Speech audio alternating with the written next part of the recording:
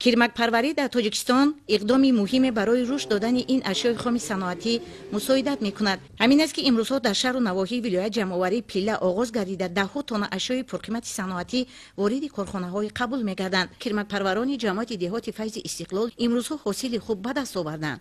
کیرمکپرور محمد صالح قاسمов در دهه پخت‌آباد اقامت داشته تا 17 سال است که به پرورش کیرمک شغل می‌ورزد. اهل عائله آنها همساله از 2-3 قوطی کیرمک حاصل خوب به دست می‌آورند. با گفته متخصصان ساحه امروزها در ناحیه وخش پرورش کیرمک خوب برام مانده شده.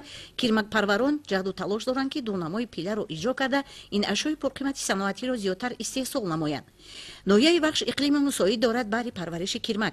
کیرمک پروری هنوز از زمانهای خیلی قدیم میان مردم تاجیک رایج بود و امروز هم خوشبختانه در تاجیکستان صاحب استقلال ما این ساحه رشد و نمای تازه کسب کرده است.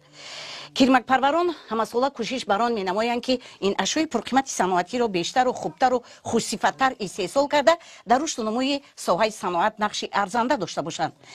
در جماعت دهات فیض استقلال ناحیه وخش نیز کیرمکپروران کوشش بران دارند که هرچی زودتر هرچی خوش‌صفت و تیزتر این اشیاء پرقیمت صنعتی را جمع آوری کرده به نقطه های قبول سپارند. زیرا تامین سریع وقتی و محصولاتی از جهت اکولوژی تازه میتواند به رشد ساحه صنعتی مملکت سهمی ارزنده داشته میتواند.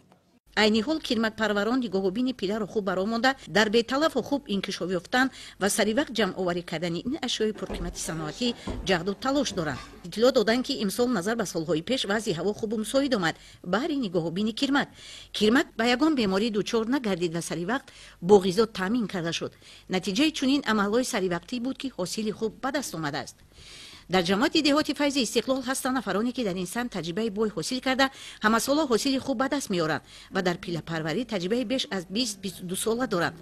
نفران زیادی تجربه اندوخته آنها را در سمت پرورش و نگاه‌بین کیرمک می‌آموزند. من امسال 5 قطعه پیله گرفتم. میخوام که 200 کیلو زیاد بتیم کم نه. با یاردم جماعت این قشلو رئیس محلمون اینم یا قطعی باید من بسپارم. امسال سال خوب اومد، پیله‌مون شروع اومد. ما میخواهیم که پیله‌مون رو با سری بلند بسپاریم. امروز کیرمکپروران تاجیک در سمت استحصال آن کوشش زیاد به خرج می‌دهند. کیرمکپروران همساله به پرورش این محصولات پرقیمت صنعتی مشغول گردیده حاصل خوب به دست می‌آورند.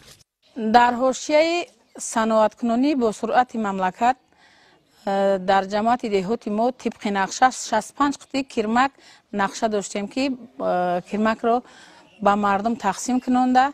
نقشه استحصال محصولات تیار کیرمک 1950 کیلو باید به نقطه های قبول باید سپاریم. عائله دهقانی اصیل محمد صالح قاسمov هر یک قطعه زمین را ثمرناک و عاقلانه استفاده کردند. در زمین نزد حولگی آنها که 8-9 ساتیخ را تشکیل می‌دهد تمام محصولات نیاز اول را دیدن ممکن است. نشونمای خوبی کارتوشکا و پیاز، بادرنگ و پمیدور، قلمفور و دیگر زراعت نیاز اول از استفاده ثمرناک آب و زمین و برداشتن حاصل خوب بشارت می‌دهد. اطلاع دادند که همساله از زمین نزد حولشان حاصل خوبی کارتوشکا و پیاز و دیگر زراعت را به دست آورده، قسمتی را به خراجات عائله مصرف کرده، قسمتی دیگری را به بازارها برآورده در سبد استعمالی ساکنان ولایت سهمی ارزنده می‌گذارند.